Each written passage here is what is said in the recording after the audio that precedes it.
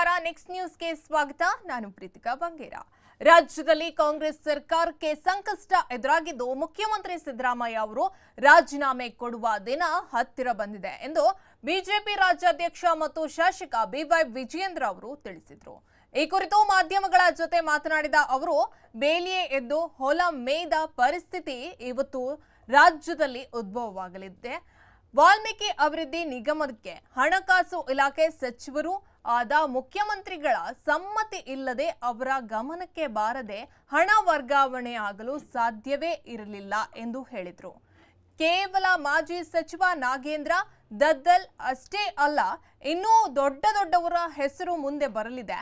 ಹಾಗಾಗಿ ಆತಂಕದಲ್ಲೇ ನಿನ್ನೆ ರಾಜ್ಯದ 5 ಸಚಿವರು ಇಡಿ ಮೇಲೆ ಆಪಾದನೆ ಮಾಡುವ ಪ್ರಯತ್ನವನ್ನ ಮಾಡಿದ್ದಾರೆ ಎಂದು ತಿಳಿಸಿದರು।